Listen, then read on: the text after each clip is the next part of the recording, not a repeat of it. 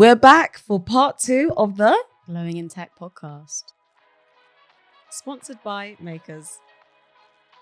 We're still joined by Stephanie Itimi, and last week we spoke about cybersecurity. We spoke about some scary data breaches. What else did we speak about? Stephanie nearly getting hacked herself. Yeah, I didn't even get into me getting hacked, but that's a whole other story. That might need to be in the tech too. Yeah, that's gonna have to be in the tech too. It's time to talk to Stephanie about her biggest career challenge and how you overcame it. So Steph, can you take it away? Oh, my biggest career challenge. Okay, I'm going to keep it very vague and I'm not going to say where I was working. But I think there was a particular role that I felt like it was sucking my confidence. And I think it's one of the things that sometimes we face as women or women from minority groups is that microaggression. But with this particular one, it was very, very tiny that I almost couldn't pick that it was microaggression. So I would do reports and my manager would be saying, oh, but this isn't clear. I'm like, what do you mean? Like, I'm creating circles. This is 90%. This is 10%. But have you done the circumference of it? Of the circle? Yes. Have you done the circumference of the circle? And I'm like, okay. So now I'm having to work twice as hard to make sure everything is perfect, to make sure that my manager doesn't pick the slightest thing. And I would say one thing I learned from my mentor, Basola, absolutely love her. She was my mentor, my first job, and basically saved me in many ways. And she always told me that when you're working, always write down what you're doing. And always have a peer review form that every time you work with anybody, you give them the form to fill. Oh, please give me a feedback. How did you think I did with us working together? And I always do that. And then I'll have a pile so that when it comes to performance management, it shows that I've done X, Y, and Z. I'm a good team player. These are my peer review that I already have collected during the year. And she said that that's a great way to survive the workplace because you're always able to advocate for what you've done. It's also good for job interviews because it allows you to kind of think chronologically, okay, these are my accomplishments. And that's always been my saving grace. And even understanding like, okay, maybe someone says you need to be a better team player, find a way around it. So with this particular role, I was burning myself out trying to be perfect, but also I remember when it was time for my performance review and I had all my peer reviews. I was great with the team. And because I decided to go to Nigeria for a holiday and came back, my manager used the excuse that because I left for Nigeria, he had to pick up one piece of my work. And because of that, he can't give me my full kind of rating for my performance review. Wow. It has to reduce it. And that experience taught me, I think if anything, it motivated me with City a lot because I was like, this is something that women have to go through in one way or another at different stages in their career, especially if they're working with a manager that they just don't see eye to eye. And I was like, if I stay here, I'm going to have my confidence chip away. And I think why that moment was life-changing was I was having conversations with other of my friends and hearing their experiences at the workplace and how this kind of merges into different scenarios made me think that actually this is an issue and I need to use my platform as a way of kind of like advocating against that. So, one thing I always say is like, I want people to come in tech, but I want you to survive in tech. And there are going to be different instances when you're going to have people try to belittle you or try to make you doubt yourself. Yeah. And you really have to fight against that. So I'll say that was my biggest career change because for a minute I doubted myself. And if I didn't have the friends I had, if I didn't have the mentors that I have, I think I would have lost confidence within that role. And I think it's very important for women to, first of all, have a support network. I can't even stress the importance of having a support network. And that's why I always support networks, communities within the workplace, whether it's a BAME network, some network, but I'm in a network because having that community is so important, because sometimes you just need someone to bounce ideas, not even to rant, but to bounce ideas with, to see, okay, maybe am I overreacting? Can I see this from a different perspective? But also being clear on who you are and having that self-awareness. And I think, sometimes people struggle with imposter syndrome because they just don't feel comfortable, but it's reminding yourself that actually, no, I'm good at what I'm doing. I do know what I am doing. And if I make a mistake, it's not the end of the world, because I'm a human being. I'm not a robot. Absolutely. And people make mistakes all the time, but the best thing is, what can I do to learn from my mistakes? So I would say from that experience, it taught me many things. It taught me that I can't let a job dictate how I feel about myself. It taught me that I need, community, and community is not just a fancy word, but is actually essential for my growth in my career, but also in my personal development. And thirdly, I also needed to speak up for myself. And that's one thing that I wish I did before I left that role. I wish I spoke more for myself and I stood up. And I think that there's a fear sometimes, like, oh, I don't want to rock the boat. I don't want to come across as, but I've realized that either way, people are going to assume what they assume, either way you act. And I think the best thing is thinking, in the moment, how do I make sure that I'm ethically standing up for myself? And I say ethically because you don't want to, stand up for yourself by being mean to people, but you're doing it in a way that's respectful, but also letting people know that this is my boundary. I understand your perspective on my work. Give me constructive feedback to see how I can improve. And also letting them know that I don't appreciate this particular tone. Is it a way we can have a conversation? I want to make sure that there's no bad blood between us and things like that. So I do think, now that I'm not in a workplace, I don't have to deal with so much corporate maneuvers. But I do think for people still in that stage in their life, I think it's very important to have that self-confidence within yourself and to have that self-awareness and to be open to criticism. I mean, none of us are perfect, but make sure that whatever feedback you're getting is one that is done with respect.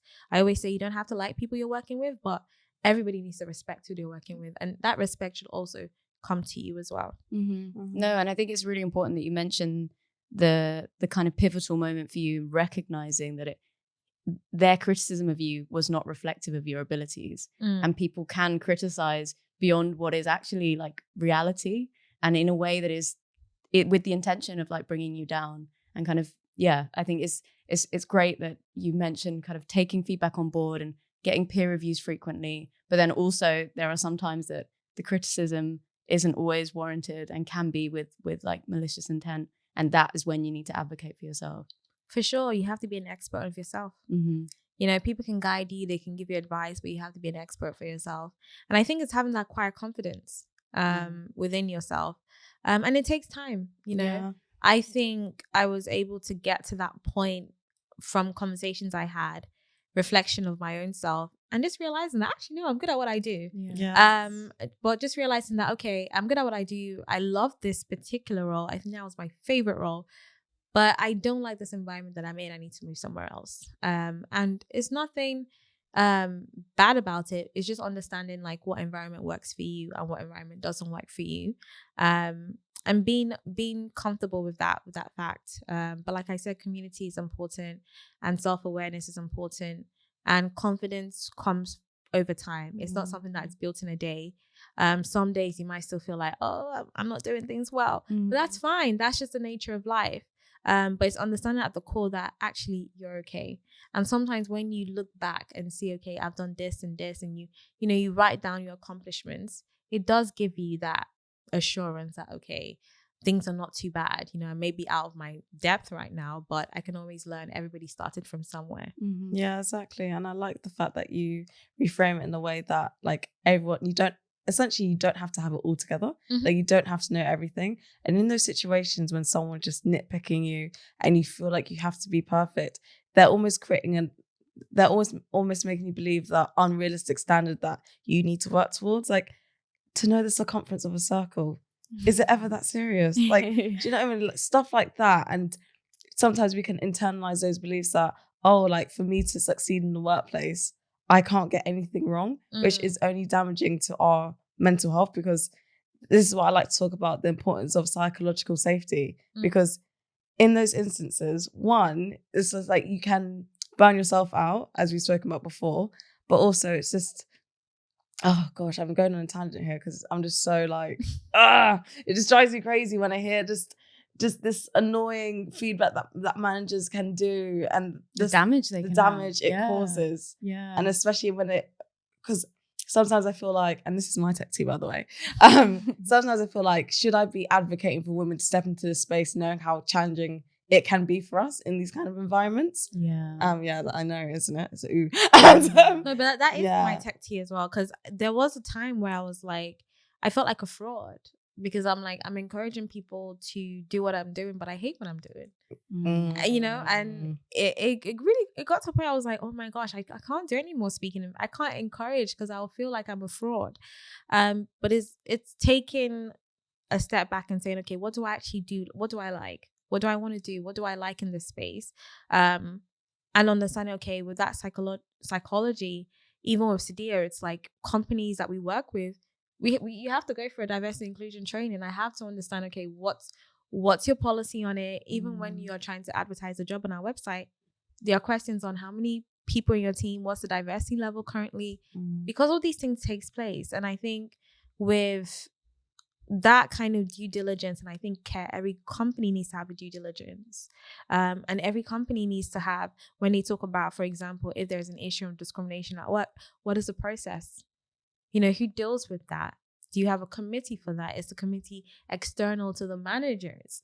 You know, things like that need to take in place. If we're going to talk about diversity and inclusion, there needs to be a seriousness about it. 100%. It's not I'm doing this for fun or it's a checklist. These are people's lives. Yeah. You know, this is because you understand that you're living in a global society, and for you to have one of the best innovative, you know, solutions to whatever you're trying to solve as a company, you need diverse minds.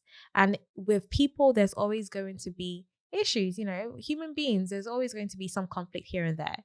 But how do you ensure that everybody's respected? How do you ensure that everybody's protected? And in the cases where people are vulnerable, especially those from minority groups, what is your duty of care as a company? And I think there's not a lot of conversations had on that duty of care. And I think that's where the problem is. I think when people talk about diversity and inclusion, it seems like a fancy marketing, but it's not. It's not a marketing agenda. It's something that's needed to protect those in your workplace and to ensure that everybody in your workplace is heard, seen, and respected. And I just feel like, I hope we get to a place, and I hope that it doesn't, especially now with the whole cuts, and it's interesting seeing where some of the cuts are going to. Diversity inclusion teams. We're seeing it, you know, and it does make me wonder as a company, how serious are you really about this particular topic? But I do think it's just a duty of care, and I think the framing of diversity inclusion needs to be changed from a fancy word to, this is essential, this is an everyday protection. Yeah. You know, diverse inclusion is for everybody. It's not just for minority groups. It's ensuring that everybody feels heard and respected. Exactly. And I think same way with security is for everybody, so for diversity and inclusion. And I think those two things need to work hand in hand. So it is my favorite segment of the podcast, What's the Tech Tea? Today, Stephanie will be telling us her controversial take of the tech industry. So I would say my controversial take of the tech industry is that diverse inclusion is not a gimmick. It's not a joke. It's something that deals with people's real lives, and it's not for minority groups, it's for everybody. I think when it then comes into the conversation of minority groups, I think certain aspects, majority group, might feel like they are not really needed in a conversation, or there is no really need for diversity and inclusion. But it's like, by us moving further down the line and, you know, creating equity in the workplace and ensuring that everybody's heard and respected, I'm not just trying to protect myself, I'm protecting you in the process. It's an everybody thing. And I think there's too much focus on diversity, not enough focus on inclusion. And inclusion is where the main kind of hard work on diversity inclusion really comes in, because it's not just about changing your ads and having people from different backgrounds in your ads. You know, it's not about using certain groups for props, but it's about using, you know, your platform to ensure that you're creating equity, you're creating a safe space, you're having a duty of care as a company where everybody is respected and heard. And in cases where a particular party, regardless of the agenda, of their race, of their neurodivergent, whatever makes them different, that they're respected and they're heard. And that in a case where they don't feel respected, there are procedures that actually protect them. Mm-hmm. And I think that's where we're having a miss. And unfortunately, I think it's going to get worse because we're already seeing issues of unions. Yeah. You know, conversations around unions, conversations about certain groups, certain people feeling that, you know, tech has been kind of this free fun ride for certain groups, and now we're going to take power, and then the cuts that are happening and the benefits being slowly taken away. Mm-hmm. I do think things are going to get worse before they get better. Mm-hmm. And it's a shame, but I do think that there's a resilience, and I do think that there's going to be more innovation to come back to what is kind of, we're seeing a decline in. So hopefully things gets worse and then gets better. But I'm hopeful that in the next 20 years things will change, and I say 20 years to give it time. Yeah. At least let's, you know, come out of a recession. But my fear is that things, you know, conversations and diversity and inclusion is not going to be seen as a fun topic anymore. It's not going to be seen as a trendy topic anymore. Yeah. And when that happens, what then happens to those who are the most vulnerable? Yeah, and those are issues that, you know, ring around my mind, especially working in this space. Is okay, I'm trying to get people in this industry, but I hope this industry is going to be good to the people I'm trying to encourage to get in. So it's really a slippery slope, but all I can do, and I guess what people can do, is just to be hopeful that things will get better and that hopefully companies will understand the importance. And, you know, what even baffles me with everything is what we're really discussing is a fair workplace. Yeah, exactly. Yeah. It's labor practices. I mean, it's having labor practices that are fair for everybody. Yeah. You know, you would think that you're asking for money or extra, you know, it's just ensuring equity and is getting people to challenge themselves and challenge their biases and seeing how harmful those biases can be in creating opportunities, because it might be seen as a little thing, but it can affect groups. It can affect, you know, we see with it's socioeconomics on who earns the highest, who earns the lowest. You know, we even see when it comes to health, but that's another conversation of someone else who's probably an expert in it. But it's a real thing and it affects people's lives on a day-to-day basis. And I think that's where it's a miss. I think everybody sees it as this like theoretical critical race theory kind of conversation type of thing. But no, this is real life. And I think if people can actually see the real life repercussions of not investing in diversity inclusion and having unfair labor practices and how it can impact your business, your profits, then hopefully people would be able to take it seriously. That's my hope, and I guess that's my key. Yeah, honestly, it's such a shame that like D&I is seen as such a chore as well. So like for some people, like when they see that there's a workshop or a session on it, it's like roll their eyes, like can't we bother to do this, or why are we still doing this? And I think because it takes a huge amount of effort to even come to terms with your unconscious bias. It's an uncomfortable experience. And nobody wants to admit it. Yeah, no one wants to admit it. And it's just like, we all have it. I have it. You have it. You have it. Like we all have it, but it's just about even addressing that it's there and admitting, okay, that there's some kind of unconscious bias that I have. And the thing is with these workshops, it's almost like encouraging you, not to say force, but like encouraging you to look at them and see how you may be projecting that in a way that's unconscious. I think that's something like at least 90% of our actions are unconscious. And that's why like you can do things like microaggressions and all these things that make people feel excluded without it doesn't mean you're a horrible person. Like you may not even realize that, oh, I can't touch your hair. I kind of just wanted to talk about, you know, like beers with the lads and the girls here, and I don't really want to like accommodate for that. Like you may not be consciously doing it and it's unconscious. And I recognize how hard it is to unlearn it, but it's like, it affects us on such a deep level. Like what upset me about, and what was good about 2020 was, I was like, this is my time, people. Let's be honest. I was like, people are really having more of an awareness of Black issues now. And I loved it because we're having tough conversations that I would bring up pre-2020. I know everyone was looking at me a bit crazy. Yeah. And it's like 2020 now that they're really, it felt like people were really listening. Mm. But the problem with that was, one, the idea of tokenization, but two, the emphasis on, we need to just get them in rather than how are we going to incorporate inclusive practices, psychological safety, and make sure that we retain the diverse talent that we've sought after, like we've invested, like we just threw money at the problem, but how have you changed the culture internally to accommodate for these new people to get into the organization and not just be there, but thrive in that organization as well?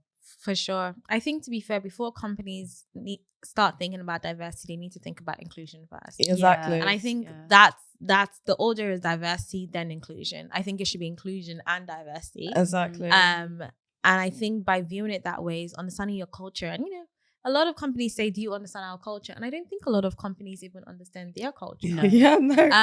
Especially in the interview process. They be saying anything. Because, like, the thing about the culture is every department, within a company, can have different cultures. Yeah. Exactly. You know what I mean? And I think, fair to especially a lot of startups, when you start a company, you have the best of intentions. Yeah. But as it grows, it really becomes out of your hands. So I'm not even going to blame like CEOs, people I'm blaming are the mid-managers, because they are the ones who are cultivating these cultures. So it's not saying that, as a company we have a culture, but even doing a culture audit, what is the culture like within the different teams? What are different personality types within the teams? Because then that can allow you to say, okay, maybe we might need to do more integration. Maybe we need to do more company work as a whole to kind of rehash what the culture is. Yeah. Because you hear culture, do you understand the company culture? It's like, okay, what is the company culture? Yeah, it can be too vague for people to understand, right? It's too vague for people to understand. And I think also because a lot of companies are focused on profits, investment, seed rounds. There's very little focus on trying to even think about culture, because you're thinking about the next step, the next goal, the next tick box, or the next momentum within the company's growth. And I do think that that's where the risk comes, especially companies scaling. That's when you need to start thinking about culture. Because that's where the critical moment comes. In the beginning, it's nice. If there's about 5, 10, 20 people, it's easy for you to create a culture. But what happens when it's 100 people? It gets a little bit difficult. So definitely a culture audit is always needed. And even thinking about when you're collecting surveys, because, this is when research then comes in. Are they helpful? Because sometimes you see in surveys it's asking for your ethnicity. But if you're the only person in a minority group, or even a sexual orientation within a team, it's going to be obvious who you are. So I think anonymized surveys need to come back. You can have one just to see what the different, and to be fair, you should already have those stats when you're employing somebody. But in regards to surveys, I do think those need to be anonymous. And I also do think that maybe sometimes, maybe a manager from another team can come and kind of, see what's going on. Just different stuff like that. But definitely conversations need to be had around culture. Conversations need to be had around inclusion practices. And what is inclusion practices are? What are they? It's understanding, okay, what is your onboarding process like? Is somebody onboarded properly into the team, or are they kind of expected to hit the ground running? That's one thing to think about. Another thing is, when they have joined the team, do they have a mentor, mentee, somebody to kind of like show them the ropes? Because it's a whole new organization. The person may not understand. There might be different, things that, or kind of nuances that they might miss. And I say it because when I first started working, my mentor, even though I kind of seeked her out because we're in the same team, and I was like, oh, you're my mentor now. But she was so helpful because she was looking at my emails and she was like, this email is too long. She was like, go straight to the point. Why are you saying hi, hello, how are you? How are you feeling? The person doesn't care about the day, go straight to the point. But even having someone that I can go to ask those questions was so helpful. So I think in that onboarding process, always have a mentor, where the mentor is supposed to like help the person integrate into the culture of the company, and then do reviews. Let them have like meetings with their managers, but also have somebody outside of their management team or even outside of the department that they can converse with. That's a super healthy way of kind of integrating the person. And then having strict disciplinary actions for when discrimination does occur, and be very clear and defined on what discrimination is, because it's very hard to prove discrimination. But if you have case studies, example context, it then makes it easier for the person to say, okay, in this scenario, I experienced this type of discrimination. I want to put it forward. But it's the company has to understand what discrimination is. Because if it's so vague, how are you able to solve something or to create or safeguard something that you don't even know yourself? Yeah. And I think that is a really great point to end on. It's like it's a continuous piece of work. It's not a once and done, and your culture issues are solved forever. It's like by having those surveys at a repeated cadence, making sure that you're iterating on the processes that you've put in place and making it a better place for everybody. And D&I work should never be free. No, never. Never be free. Okay. Yeah, it's a lot of work. Cool. I think that's all all we've got time for today. But thank you so much, Stephanie, for coming on the show. Really lovely to have you. I'd love to ask, for the people who are listening and watching, where can we keep up with you? I think right now on LinkedIn, Stephanie Itimi at LinkedIn. Feel free to connect with me there. And your company? Oh, and Sadia. that would be a fun one. Yeah. So Sadia is SEIDA.org. We're also Sadia SI on Instagram and Twitter. We're also on Facebook as well. So feel free to connect us on those. And also feel free to join our newsletter, which is on our website.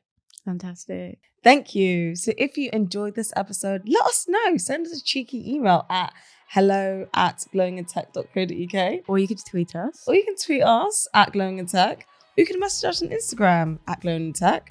Or you can make a TikTok and tag us at glowingintech. Be sure to tell everyone about it. Tell your mum, your friends, your nan, your cousin, the person that you just ran into at co-op. I don't know. But just shout it out. Spread the word. Thanks so much. And thank you for listening. Available on all major podcast platforms.